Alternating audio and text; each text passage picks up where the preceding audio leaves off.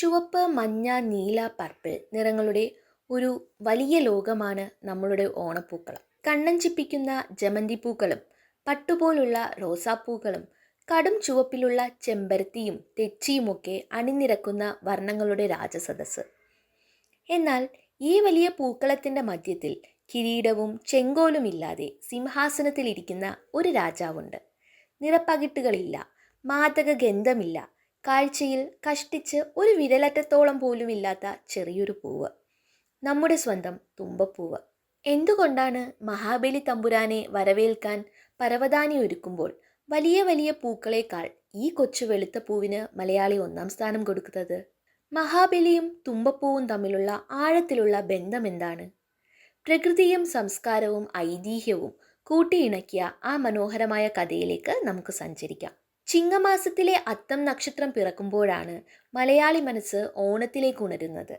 അത്തം മുതൽ തിരുവോണം വരെയുള്ള 10 നാളുകൾ. ഇതിൽ ആദ്യത്തെ ദിവസമായ അത്തം നാളിൽ നമ്മൾ പൂക്കളം ഒരുക്കുന്നത് കണ്ടിട്ടുണ്ടോ? അന്ന് മഞ്ഞ ജമന്തിയോ ചുവന്ന തെച്ചിയോ നമ്മൾ പൂക്കളത്തിൽ വയ്ക്കില്ല.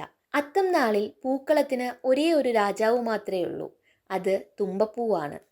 വെറും തുമ്പപ്പൂവും അല്പം തുളസിയിലയും മാത്രം ഉപയോഗിച്ചാണ് അത്തപ്പൂക്കളം തീർക്കുന്നത്. ഇതൊരു വെറും ആചാരമല്ല. അതിനു പിന്നിൽ നൂറ്റാണ്ടുകളായി കൈമാറി വന്ന വലിയൊരു സങ്കല്പമുണ്ട്. തങ്ങളുടെ പ്രിയപ്പെട്ട മാവേലി തമ്പുരാൻ വർഷത്തിലൊരിക്കൽ തൻ്റെ പ്രജകളെ കാണാൻ ഭൂമിയിലേക്ക് മടങ്ങിയെത്തുന്ന പുണ്യദിനങ്ങളാണ് ഓണം. തമ്പുരാനെ സ്വീകരിക്കാൻ നമ്മൾ ഒരുക്കുന്ന വീടുകളും മനസ്സുകളും ഒരുപോലെ നിർമ്മലമായിരിക്കണം. ആ നിർമ്മലതയുടെയും വിശുദ്ധിയുടെയും പ്രതീകമാണ് അത്തം നാളിലെ ഈ വെളുത്ത തുമ്പപ്പൂക്കളം. തുമ്പപ്പൂവിന് ഈ പ്രഥമ സ്ഥാനം എങ്ങനെ കിട്ടി എന്നതിനെക്കുറിച്ച് സുന്ദരമായ ഒരു നാടോടി കഥയുണ്ട്. ഒരിക്കൽ പൂക്കളുടെ ലോകത്ത് വലിയൊരു തർക്കമുണ്ടായി.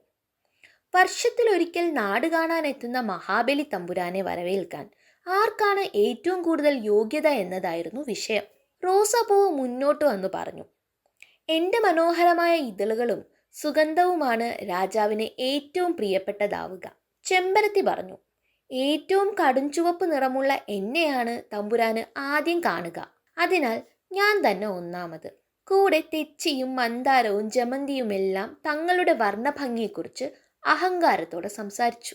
എന്നാൽ ഈ കോലാഹലങ്ങൾക്കിടയിലൊന്നും പെടാതെ വയൽവരമ്പിലും പറമ്പിലും തികച്ചും ശാന്തയായി എളിമയോടെ ഈ കൊച്ചു തുമ്പപ്പൂവ് നിൽപ്പുണ്ടായിരുന്നു. അതിന് വലിയ നിറങ്ങളില്ലായിരുന്നു, ആളുകളെ ആകർഷിക്കുന്ന വാസനയില്ലായിരുന്നു. ഒടുവിൽ തിരുവോണ നാളിൽ മഹാബലി തമ്പുരാൻ പ്രജകളെ കാണാൻ ഭൂമിയിലെത്തി. ജനങ്ങൾ ഒരുക്കി വെച്ച പൂക്കൾക്ക് മുന്നിലൂടെ അദ്ദേഹം നടന്നു. വലിയ ആർഭാടപൂർവമുള്ള കടും വർണ്ണ പൂക്കളേക്കാൾ അദ്ദേഹത്തിന്റെ മനസ്സിൽ സ്പർശിച്ചത് ഒരു കോണിൽ തികച്ചും നിശബ്ദയായി വിരിഞ്ഞു നിന്ന ആ ചെറിയ വെളുത്ത പൂക്കളാണ്.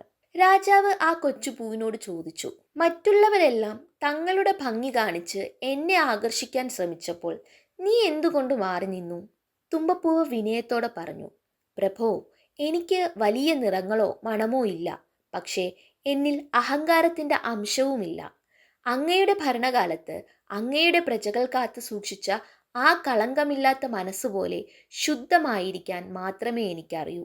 തുമ്പപ്പൂവിന്റെ മറുപടി കേട്ട് മഹാബലിയുടെ കണ്ണുകൾ നിറഞ്ഞു. എൻ്റെ ഭരണകാലത്തെ പ്രജകളുടെ നിർമ്മലമായ മനസ്സിന്റെ പ്രതീകമാണ് നീ എന്ന് പറഞ്ഞ് മഹാബലി തമ്പുരാൻ നേരിട്ടാണ് തുമ്പപ്പൂവിനെ പൂക്കളത്തിൽ ഒന്നാമനായി അനുഗ്രഹിച്ചു വാഴിച്ചത്.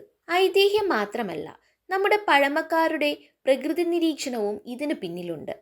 പരമ്പരാഗത വിശ്വാസമനുസരിച്ച് മറ്റ് പല പൂക്കളിലും വണ്ടുകളോ പ്രാണികളോ തേനൂട്ടി കുടിച്ച് അശുദ്ധമാക്കാറുണ്ട്. എന്നാൽ തുമ്പപ്പൂവ് വളരെ ചെറുതായതുകൊണ്ടും അതിൻ്റെ പ്രത്യേക ഘടന കൊണ്ടും വണ്ടുകൾ അതിൽ സാധാരണയായി ഇരിക്കാറില്ല. അതിനാൽ പ്രകൃതിയിലെ ഏറ്റവും വിശുദ്ധമായ പൂവായി തുമ്പപ്പൂവിനെ കണക്കാക്കുന്നു. അതുപോലെ തന്നെ തുമ്പ എന്നത് വെറുമൊരു പൂച്ചെടിയല്ല, നമ്മുടെ പരമ്പരാഗത ആയുർവേദത്തിലെ മഹത്തായ ഒരു ഔഷധ സസ്യം കൂടിയാണ്. തുമ്പയുടെ ഇലയും പൂവും വേരുമെല്ലാം സർവരോഗ സംഹാരിയായി ആയുർവേദത്തിൽ ഉപയോഗിക്കുന്നു. തൻ്റെ പ്രജകൾ സന്തോഷത്തോടെയും ആരോഗ്യത്തോടെയും ഇരിക്കുന്നുവോ എന്ന് നോക്കാനെത്തുന്ന മഹാബലി തമ്പുരാന് നൽകാൻ പറ്റിയ ഏറ്റവും വലിയ ഉപഹാരം പ്രകൃതി നൽകുന്ന ഈ ഔഷധ സമൃദ്ധി തന്നെയല്ലേ? ഇന്നത്തെ കാലത്തേക്ക് ഒന്ന് ഓടിച്ചു നോക്കൂ. നമ്മുടെ ഓണപ്പൂക്കളങ്ങൾ ഇന്ന് വലിയ വിപണികളിൽ നിന്ന് വാങ്ങുന്ന ടൺ കണക്കിന് ജമന്തിയും വാടാമല്ലിയും കൊണ്ട് നിറഞ്ഞിരിക്കുകയാണ്. നമ്മൾ അതിരുകളില്ലാത്ത വലിയ പൂക്കളങ്ങൾ തീർക്കുന്നു, മത്സരങ്ങളിൽ സമ്മാനങ്ങൾ നേടുന്നു. എന്നാൽ സാമ്പത്തിക സമത്വത്തിൻ്റെയും ലാളിത്യത്തിൻ്റെയും പ്രതീകമായ മാവേലി തമ്പുരാന് വേണ്ടത് ഈ വലിയ വിപണി വർണ്ണങ്ങളാണോ, അതോ നമ്മുടെ പറമ്പുകളിൽ നിന്ന് നാം തൊട്ടറിഞ്ഞു പറിച്ചെടുക്കുന്ന കൊച്ചു തുമ്പപ്പൂവോ? മാവേലി നാടുവാണിടും കാലം മനുഷ്യരെല്ലാരും ഒന്നുപോലെ എന്ന് നമ്മൾ പാടുമ്പോൾ പണമുള്ളവനും ഇല്ലാത്തവനും ഒരുപോലെ പറിച്ചെടുക്കാൻ കഴിയുന്ന ഒന്നായിരുന്നു തുമ്പപ്പൂവ്. റോസാപ്പൂവും ജമന്തിയും വാങ്ങാൻ പണമില്ലാത്തവൻ്റെ മുറ്റത്തും മഹാബലിയെ സ്വീകരിക്കാൻ ദൈവമായി പ്രകൃതി വിടർത്തിയിട്ട വെള്ളപ്പെട്ടായിരുന്നു. എത്ര വലിയ ആർഭാടപൂർവമായ പൂക്കളമിട്ടാലും അതിൻ്റെ നടുവിൽ ഒരൊറ്റ തുമ്പപ്പൂവെങ്കിലും വച്ചില്ലെങ്കിൽ ആ പൂക്കളം അപൂർവമാണെന്ന് നമ്മുടെ മുത്തശ്ശിമാർ പറയുന്നത് അതുകൊണ്ടാണ്. അതെ, തുമ്പപ്പൂവ് എന്നത് വെറുമൊരു പൂവല്ല, അത് മലയാളികളുടെ എളിമയുടെയും സ്നേഹത്തിൻ്റെയും കളങ്കമില്ലാത്ത മനസ്സിൻ്റെയും അടയാളമാണ്. വലിയ നിറങ്ങളോ അഹങ്കാരങ്ങളോ ഇല്ലാതെ ജീവിതത്തെ എങ്ങനെ ലളിതവും മനോഹരവുമാക്കാം എന്ന് നമ്മെ ഓർമ്മിപ്പിക്കുന്ന കുഞ്ഞുപൂവ്.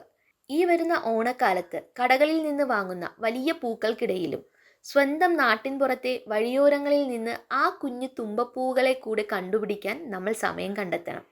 കാരണം അത് നമ്മുടെ സംസ്കാരമാണ്, നമ്മെ നമ്മളാക്കുന്ന ഓർമ്മയാണ്. ഈ മനോഹരമായ കഥയും ഐതിഹ്യവും നിങ്ങൾക്കിഷ്ടമായെങ്കിൽ വീഡിയോ ലൈക്ക് ചെയ്യാനും നിങ്ങളുടെ പ്രിയപ്പെട്ടവർക്കായി ഷെയർ ചെയ്യാനും മറക്കരുത്. നിങ്ങളുടെ കുട്ടിക്കാലത്തെ തുമ്പപ്പൂ ഓർമ്മകൾ താഴെ കമൻറ്റിൽ പങ്കുവയ്ക്കൂ. ഇതുപോലുള്ള സംസ്കാരവും ചരിത്രവും നിറഞ്ഞ മനോഹരമായ വീഡിയോകൾക്കായി നമ്മുടെ ചാനൽ സബ്സ്ക്രൈബ് ചെയ്യുക. എല്ലാവർക്കും എൻ്റെ ഹൃദയം നിറഞ്ഞ ഓണാശംസകൾ. നന്ദി.